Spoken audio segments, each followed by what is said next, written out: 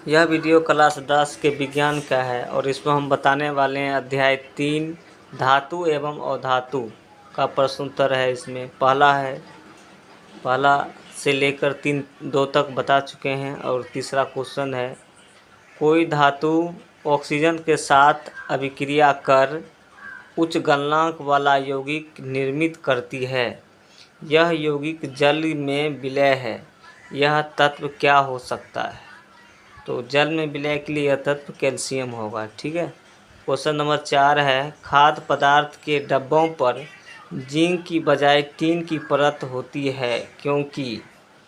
तो इसका आंसर हो जाएगा इसमें सी हो जाएगा, टीन की अपेक्षा जिंक अधिक क्रियाशील है।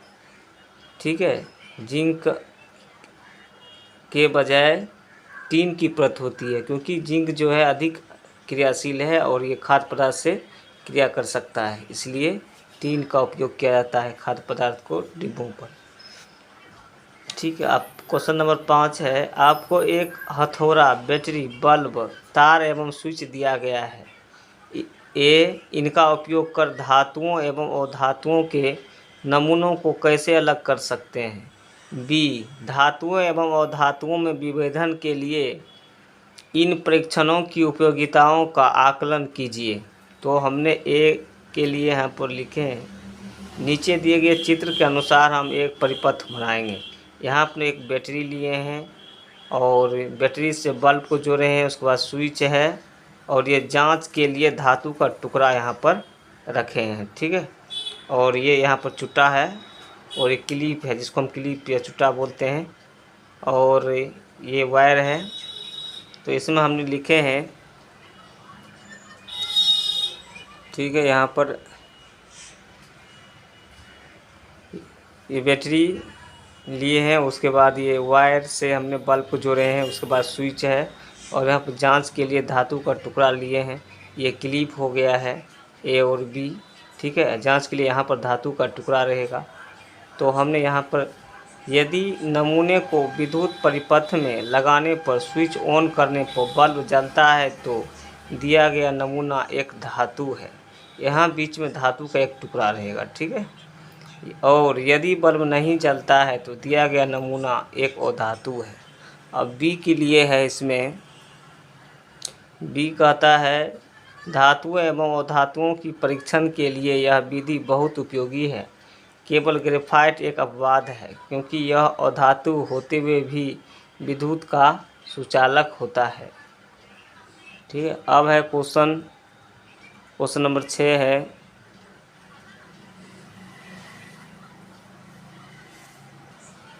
उभयधर्मी ऑक्साइड क्या है? 2 उभयधर्मी ऑक्साइडों का उदाहरण दीजिए।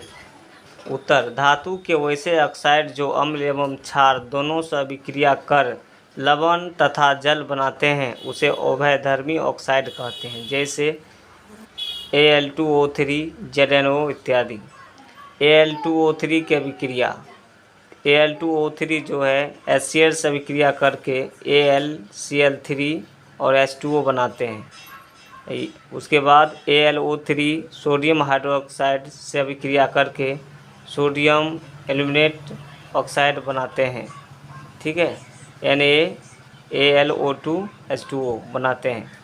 और ये अम्ल हो गया और ये क्षार हो गया, दोनों से अभिक्रिया करके ये बनाते हैं। ZnO की अभिक्रिया, ZnO भी देखो अम्ल से अभिक्रिया के ZnCl2 बनाएगा, यानी जिंक क्लोराइड और जल। उसके बाद सोडियम हाइड्रोक्साइड से अभिक्रिया करके Na2ZnO2 और H2O बनाया है, इसलिए ये उभयधर्मी है। ये 2 गुण दिखाता है। अब है क्वेश्चन नंबर 7, 2 धातुओं के नाम बताइए जो तनु अम्ल से हाइड्रोजन को विस्थापित कर देंगे तथा 2 धातुएं जो ऐसा नहीं कर सकती है।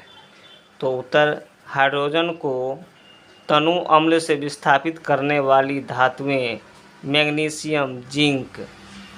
हाइड्रोजन को तनु अम्ल से विस्थापित नहीं करने वाली धातुएं कॉपर, सोना, और ये विस्थापित नहीं करेगी। 8 नंबर क्वेश्चन है, किसी धातु M के विद्युत अपघटनी परिष्करण में आप एनोड, कैथोड एवं विद्युत अपघट किसे बनाएंगे?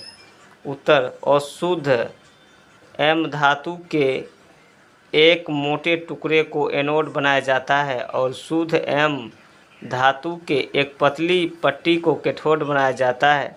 जल में घुलनशील एम धातु के लवण का उपयोग विद्युत अपघट्ट के रूप में किया जाता है।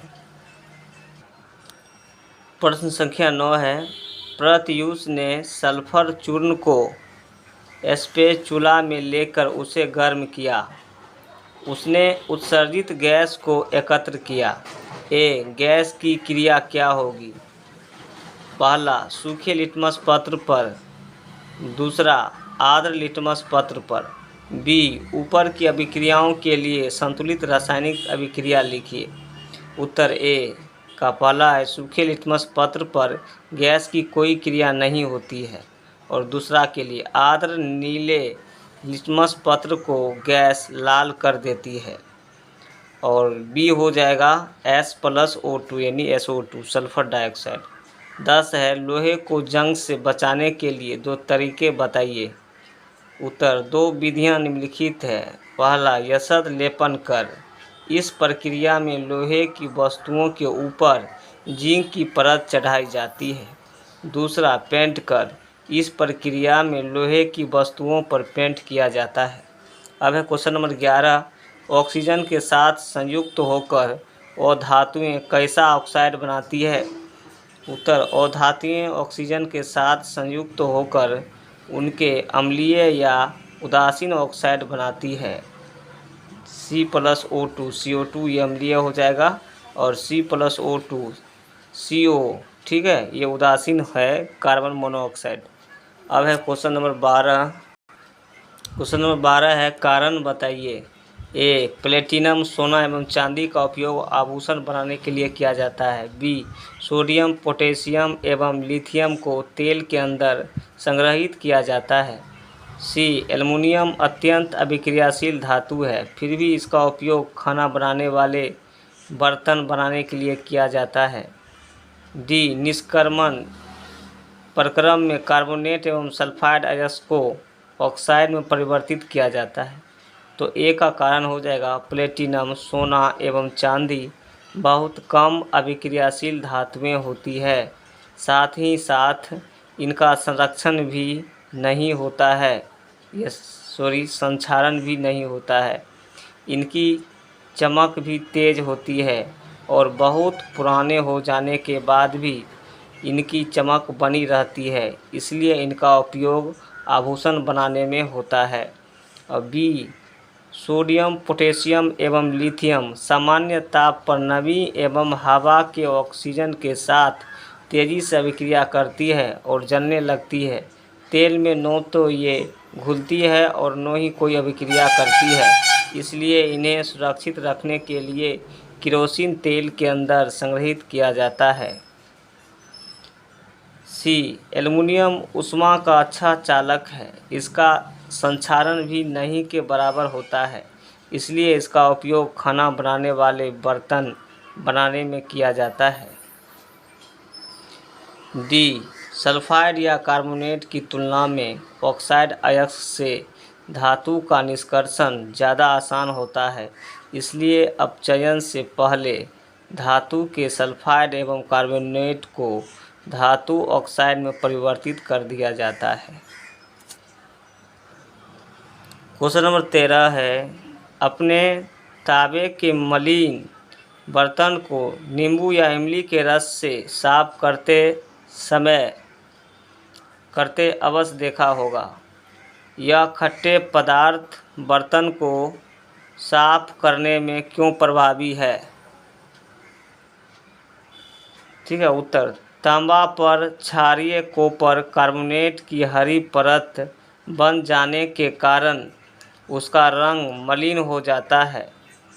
जब तांबे के मलिन बर्तन को नींबू या इमली के रस से साफ किया जाता है तो नींबू या इमली में उपस्थित अम्लीय पदार्थ क्षारीय कॉपर कार्बोनेट से अभिक्रिया कर उसे तांबे के बर्तन से अलग कर देता है, जिससे बर्तन साफ होकर चमकने लगता है। खट्टे पदार्थ क्षारीय कॉपर कार्बोनेट को हटाने में सक्षम होता है, इसलिए खट्टे पदार्थ बर्तन को साफ करने में प्रभावी होता है।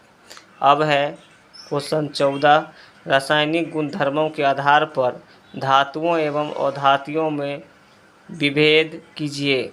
तो एक साइड लिखें धातुएं और दूसरी साइड अधातुएं। धातुएं में पहला, धातुएं विद्युत धनात्मक होती है, जैसे Na+, Ca2+, Mg2+, Al3+ इत्यादि। पहला, अधातुएं विद्युत ऋणात्मक होती है, जैसे O2-, ठीक है, S2-, Cl- इत्यादि। अपवाद जो है हाइड्रोजन अधातु है, फिर भी ये अपवाद है, यानी विद्युत धनात्मक होते हैं।